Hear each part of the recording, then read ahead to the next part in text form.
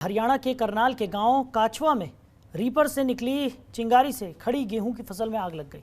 करीब 200 एकड़ गेहूं की फसल जलकर नष्ट हो गई। आग की सूचना के बाद ग्रामीण मौके पर पहुंचे। वहीं सूचना के बाद घटनास्थल पर फायर ब्रिगेड के साथ गाड़ियों को भी भेजा गया, लेकिन तब तक आग पर काबू पाना मुश्किल हो गया था। और जब तक आग पर काबू पाया गया तब तक 200 एकड़ मौजूद गेहूं जलकर खाक हो गए। चंद मिनटों में ही किसानों की महीनों की मेहनत स्वाहा हो गई। पीड़ित किसान और उनके परिजनों में मायूसी फैल गई है। बताया जा रहा है कि 2 से 3 दिन के अंदर ही गेहूं की कटाई होनी थी। किसानों ने बताया कि गेहूं की कटाई के बाद एक किसान के खेत में पुड़ी बनाने का काम चल रहा था। रीपर में शॉर्ट सर्किट होकर एक चिंगारी निकली, जिससे गेहूं के फानों में आग लग गई। हवा के कारण आग पर काबू पाना मुश्किल हो गया। खड़ी गेहूं की फसल में आग चली गई। करीब 200 एकड़ गेहूं की फसल नष्ट हो गई। इसमें से कोई किसान आज गेहूं को कंबाइन से कटवाने वाला था, तो किसी को कंबाइन ने कल का समय दिया हुआ था।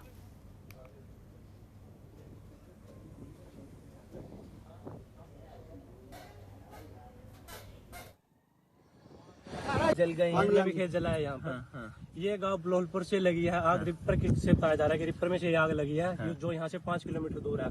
5 किलोमीटर से यहाँ तक आग चल के आई है। इतने में तो फायर ब्रिगेड के अब तक कितनी बार आ जाती, लेकिन वो ये मौके पे ना आने की वजह से आग पर काबू पाना बहुत मुश्किल हो चुका था। किसानों ने अपनी तरफ से पूरी कोशिश की, ट्रैक्टर वगैरह जो चलाने थे, लेकिन हवा तेज होने की वजह से आग पर काबू नहीं पाया गया। कितने एकड़ फसल जलकर खाक हो गई है सर? ये यहाँ से लेकर 5 किलोमीटर का देख लो, कम से कम भी 500 एकड़ कम से कम। हमारी 6 एकड़ जमीन है। 6 एकड़ जमीन है, सारी जल गई है। सारी जल गई 6 एकड़। प्रशासन से कोई अपील करेंगे? हाँ देखो, करेंगे तो जो कुछ सुने सुनाई करेगा, कोई तो करेंगे। कितने एकड़ जल गई है? लगभग 500 एकड़। कोई हिसाब नहीं, कम से कम भी मेरे ख्याल 500 एकड़ से नहीं है। फायर ब्रिगेड आने में जो आधा घंटा लेट हुआ फायर ब्रिगेड, और उस कारण इतना नुकसान हो गया। टाइम पे क्या पता, उनको शहर के अंदर है, आने में टाइम लगा। तो ये बहुत ही बात है, कहीं बाहर ऑफिस होना चाहिए था जहाँ से जल्दी आ जाती और नुकसान होने से बच जाता। 1000 किले से ज्यादा नुकसान हो गया आज हमारे गाँव का। 1000 किले? हाँ, 1000 किले से ज्यादा का नुकसान हो गया। और पीछे से भी काफी पीछे से है, ये यहाँ से ये काफी पीछे से है। बड़ी मुशक्कत करने के बाद और बहुत ही जो गांव के लोग हैं बहुत ही एक दूसरे का साथ दिया। और चौराहे फार्म के पास गेहूं खेत में आग लग गया। तुरंत हम सूचना पाते ही तुरंत घटनास्थल की रवाना हुए और आग पर तुरंत कार्रवाई करते हुए आग पर काबू पा लिया गया। बड़ी मकसद के साथ हमारी 8-10 गाड़ियाँ आ गई हैं, इस संघ से, अलसंघ से, त्रावड़ी से, होंडा से और करनाली गाड़ी आ गई। सब ने बड़ी मैंने से आग पे कंट्रोल कर लिया, पर नुकसान बहुत ज्यादा हुआ, लेकिन नुकसान बहुत ज्यादा हो गया सर। उधर पाकिस्तान के प्रधानमंत्री की दौड़ में सबसे आगे चल रहे शहबाज शरीफ का पैतृक गांव भारत में है। अमृतसर के जट्टी उमरा गांव के निवासी शहबाज शरीफ की सफलता के लिए दुआएं कर रहे हैं। शहबाज शरीफ पाकिस्तान के 3 बार प्रधानमंत्री रहे नवाज शरीफ के छोटे भाई हैं। तो जट्टी उमरा गांव के लोग गुरुद्वारे में दुआ कर रहे हैं कि पड़ोसी देश की कमान फिर से शरीफ परिवार के हाथों में आ जाए। शरीफ का परिवार विभाजन से पहले ही पाकिस्तान चला गया था। शहबाज शरीफ और उनके बड़े भाई नवाज शरीफ पाकिस्तान में ही पैदा हुए। 2013 में शहबाज शरीफ पाकिस्तान के पंजाब के सीएम के तौर पर अपने पैतृक गांव आए थे। बंटवारे के समय इस परिवार ने पाकिस्तान जाने का फैसला किया। दरअसल शरीफ का परिवार मूल तौर पर कश्मीरी है। उनके पिता अनंतनाग से पंजाब के इस गाँव में आए।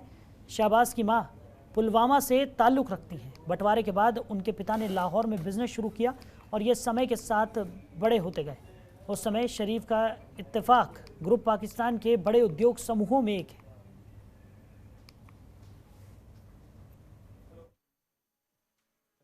कि महाराज कृपा करे कि ਉਹ प्रधानमंत्री बनन, जो कि ਦੋਵਾਂ ਮੁਲਕਾਂ ਦੇ ਸਾਡੇ ਹਾਲਾਤ ਜਿਹੜੇ ਆ ਉਹ ਸੁਧਰ ਸਕਣ। ਇਹ ਜਿਹੜਾ ਗੁਰਦੁਆਰਾ ਸਾਹਿਬ ਆ ਉਹਨਾਂ ਦਾ ਪਿਤਾ ਪੁਰਖੀ ਜਗ੍ਹਾ ਵਾ। ਉਹਨਾਂ ਦੇ ਪਿਤਾ ਜਿਹੜੇ ਆ ਉਹਨਾਂ ਦਾ ਜਨਮ ਸਥਾਨ ਇੱਥੋਂ ਦਾ ਵਾ। शरीफ परिवार विचों जे हुण नवें प्रधानमंत्री साहब बनते ने तो उन्हां दा बैनीफिट दोवां मुल्कां नूं बहुत हो सकता वा, क्योंकि उन्होंने अगे भी जदों नवाब वड्डे मियाँ जी प्रधानमंत्री सी उस समय भी जिहड़ा वा वाजपेयी दे साहब दे समय दे विच बड़ा वधिया उन्होंने एक राह बनाया सी कि जो कि माहौल दोवां मुल्कां दा सही हो सके। अरदास की भी शहबाज प्रधानमंत्री बने। हाँ जी, ते सानू बड़ी खुशी हुंदी आ। पिंड वालियां नूं बहुत खुशी हुई, सारे नगर नूं। दोनों मुल्कां च की हालात होणगे जी जे शहबाज बनदा जी? बहुत चंगे हालात बन जाणगे, बहुत सोहणे हालात बन गए। ਕਿਸ ਤਰ੍ਹਾਂ ਦੇ ਮਤਲਬ ਦੋਨਾਂ ਦੇ ਪਿਆਰ ਵਧੂ ਕੀ ਦੋਨੇ ਮੁਲਕਾਂ 'ਚ? ਪਿਆਰ ਵਧੂ। ਉਹ ਤੇ ਅੱਗੇ ਆਂਦੇ ਇਹ ਹੱਥ ਖੋਲ ਦਿੰਦੇ ਆ ਤੁਹਾਨੂੰ ਜਦੋਂ ਗਏ ਹਾਂ, ਕਿਰਪਾ ਕਰਕੇ ਹੱਥ ਖੋਲ ਜੂਗੀ ਤੇ ਸਾਰਿਆਂ ਦਾ ਪਿਆਰ ਵਧੂ ਤੇ ਚੰਗਾ ਹੋ ਜੂ। ਅਸੀਂ ਜੀ ਇਸ ਟਾਈਮ ਗੁਰਦੁਆਰਾ ਸਾਹਿਬ ਜਾਤੀਮਰਾ ਵਿਖੇ ਖੜੇ ਆ, ਜਿੱਥੇ ਜਿਹੜਾ ਕਿ ਨਵਾਜ਼ ਸ਼ਰੀਫ ਦੇ ਪਿਤਾ ਪੁਰਖੀ ਪਿੰਡ ਆ, ਜੋ ਪਾਕਿਸਤਾਨ ਦੇ ਪ੍ਰਧਾਨ ਮੰਤਰੀ ਰਹਿ ਚੁੱਕੇ ਆ। ਅੱਜ ਹੁਣ ਅਸੀਂ ਇੱਥੇ ਅਰਦਾਸ ਬੇਨਤੀ ਕੀਤੀ ਆ, ਕਿਉਂਕਿ ਉਹਨਾਂ ਦੇ ਜਿਹੜੇ ਛੋਟੇ ਭਰਾ ਮੀਆਂ ਸ਼ਹਿਬਾਜ਼ ਸ਼ਰੀਫ, ਜਿਹੜੇ ਕਿ ਪੱਛਮੀ ਪੰਜਾਬ ਦੇ ਪਹਿਲੇ ਮੁੱਖ ਮੰਤਰੀ ਵੀ ਰਹੇ ਆ, ਉਹਨਾਂ ਦੇ ਅਸਾਰ ਆ ਵੀ ਅੱਜ ਉਹਨਾਂ ਨੂੰ ਪ੍ਰਧਾਨ ਮੰਤਰੀ ਵਾਸਤੇ ਉਹਨਾਂ ਨਾਮਜ਼ਦ ਕਰ ਦੇਣਾ ਵਾ। ਅਸੀਂ ਅਰਦਾਸ ਬੇਨਤੀ ਕੀਤੀ ਉਹਨਾਂ ਦੀ ਚੜ੍ਹਦੀ ਕਲਾ ਵਾਸਤੇ ਵੀ ਮਹਾਰਾਜ ਉਹਨਾਂ ਨੂੰ ਇਹ ਜ਼ਿੰਮੇਵਾਰੀ ਦੇਣ ਤੇ ਉਹ ਬੜੇ ਅੱਛੇ ਤਰੀਕੇ ਦੇ ਨਾਲ ਜ਼ਿੰਮੇਵਾਰੀ ਆਪਣੀ ਨਿਭਾਉਣ, ਤਾਂ ਕਿ ਦੋਵਾਂ ਮੁਲਕਾਂ ਦੇ हिंदुस्तान और पाकिस्तान के संबंध ਜਿਹੜੇ बहुत बेहतर हो सकन। वहीं पंजाब में सारे निजी स्कूल कॉलेजेस बंद रहे। 4 साल की छात्रा से कथित बलात्कार के मामले में पंजाब के गुरदासपुर जिले के एक प्राइवेट स्कूल के प्रबंध निदेशक की गिरफ्तारी के विरोध में राज्य के सभी निजी शिक्षण संस्थान आज बंद हैं। बंद का आह्वान निजी स्कूल से जुड़े संगठनों ने किया है। पिछले महीने स्कूल परिसर में मासूम छात्रा के साथ बलात्कार की घटना हुई थी। वैसे सभी संगठनों ने इस घटना की निंदा की है, मगर साथ में ये भी कहा कि स्कूल प्रबंधक की गिरफ्तारी उचित नहीं है। फेडरेशन का कहना है कि पिछले दिनों गुरदासपुर के एक स्कूल की 4 वर्षीय छात्रा के साथ दुष्कर्म होने की घटना सामने आई थी। इस घटना की ओर निर्दोष मैनेजमेंट पर मामला दर्ज करने की सभी संगठनों ने निंदा की है। वहीं फेडरेशन का कहना है कि स्कूल के कैमरों की रिकॉर्डिंग्स के मुताबिक बच्ची सही सलामत अपनी कक्षा में आती है और पूरा दिन स्कूल में बिताने के बाद बच्ची की मां उसे खुद वहां से घर ले जाती है। बाजार जाने के बाद बच्ची घर गई और एक और वीडियो के मुताबिक बच्ची शाम को मोहल्ले में सही सलामत घूमती हुई नजर आ रही है। मोहित महाजन ने बताया कि संगठन ने फैसला किया है कि यदि बच्ची को जल्द इंसाफ न मिला और निर्दोष मैनेजमेंट को रिहा नहीं किया गया तो आने वाले दिनों में सभी संस्थाएं सड़कों पर भी उतरेगी। बैठक के दौरान संस्थाओं ने मुख्यमंत्री पंजाब से इंसाफ की मांग करते हुए उन्हें पत्र भी लिखा। ये जो अभी गुरदासपुर में घटना घटी है उसके कारण ये स्ट्राइक की गई है। गुरदासपुर में एक स्कूल में एक बच्ची पढ़ रही थी, तो वहाँ के पेरेंट्स ने ब्लेम लगाया कि स्कूल के अंदर इंसिडेंट हुआ, जबकि वो इंसिडेंट है बच्चे को घर के में ही हुआ था। जब पुलिस ने, क्यों लोगों ने धरना लगाया, प्रेशर में आके एडमिनिस्ट्रेशन ने जो स्कूल के डायरेक्टर थे उनके ऊपर जो चार्जेस लगाए वो बिल्कुल वेग चार्जेस लगा दिए जी। इसी के कारण पूरे पंजाब के जो फेडरेशन है उसने ये विचार किया गया कि हम एडमिनिस्ट्रेशन जो जितने भी हमारे पंजाब के स्कूल्स हैं उनको बंद करेंगे। सारे प्राइवेट स्कूल्स, जितने भी एसोसिएटेड स्कूल्स हैं, पंजाब बोर्ड के, सीबीएसई के स्कूल्स हैं, सब पूरे पंजाब के जो स्कूल्स हैं वो। उधर जलियांवाला बाग नरसंहार का बदला लेने वाले शहीद उधम सिंह की पिस्तौल समेत अन्य सामान इंग्लैंड से वापस लाने की मांग मुख्यमंत्री भगवंत मान से की गई है। पंजाब एवं हरियाणा हाईकोर्ट के एडवोकेट और समाजसेवी HC अरोड़ा ने मुख्यमंत्री भगवंत मान को लेटर भेजा है। इसमें मांग की गई है कि इंग्लैंड से शहीद उधम सिंह की निजी चीज़ें वापस लाई जाएं। अरोड़ा ने कहा कि शहीद उधम सिंह की निजी वस्तुएं मेट्रोपॉलिटन पुलिस लंदन के कब्जे में है। इसमें रिवॉल्वर, एम्यूनिशन, चाकू, गोला बारूद और डायरियां भी शामिल है। एडवोकेट अरोड़ा ने कहा कि 100 साल पूरे होने के बाद भी शहीद उधम सिंह का सम्मान और सामान वापस नहीं लाया जा सका। ऐसे में मुख्यमंत्री भगवंत मान केंद्र सरकार के जरिए UK सरकार के समक्ष ये मुद्दा उठाएं।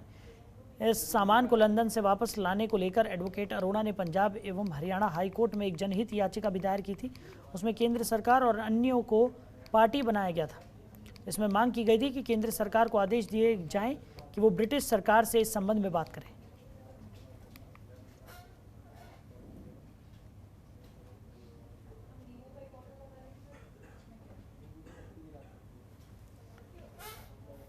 उधर चंडीगढ़ में पेट्रोल, डीजल समेत CNG और रसोई गैस के रेट में बढ़ोतरी के बाद सब्जियों के रेट भी बढ़ने से लोग परेशान हो गए।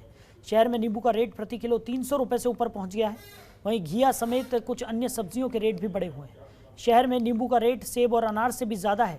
सेक्टर 26 की मंडी में नींबू 320 से 350 रुपये प्रति किलो तक बिक रहा है। कुछ दिन पहले तक नींबू 150 रुपये तक प्रति किलो बिक रहा था। ऐसे में नींबू ने आम आदमी की जेब पर पूरी तरह से कब्जा कर लिया है और उसे निचोड़ कर रख दिया है।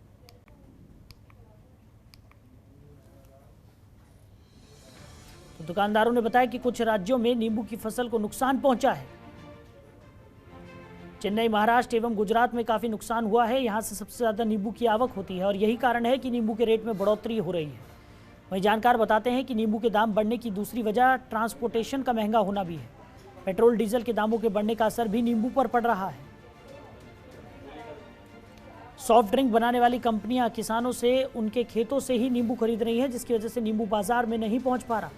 वहीं नींबू के अलावा अन्य सब्जियां भी बहुत महंगी हो गई हैं। मंडी में घिया 40 रुपये प्रति किलो बिक रहा है। मंडियों में महिलाएं नींबू खरीदने से परहेज करती नजर आई। वहीं सब्जी वाले भी नींबू के रेट कम करने को तैयार नहीं हैं। ऐसे में लोगों की किचन का स्वाद भी खराब हो रहा है। वहीं कुछ दिन पहले तक मिर्च के रेट भी 100 रुपये से ऊपर थे। अभी ये कुछ कम होकर 60 रुपये से 80 रुपये प्रति किलो पर पहुंचे। खबरों के निष्पक्ष विश्लेषण के लिए सब्सक्राइब करें Jantantra TV and press the bell icon. Never miss any update.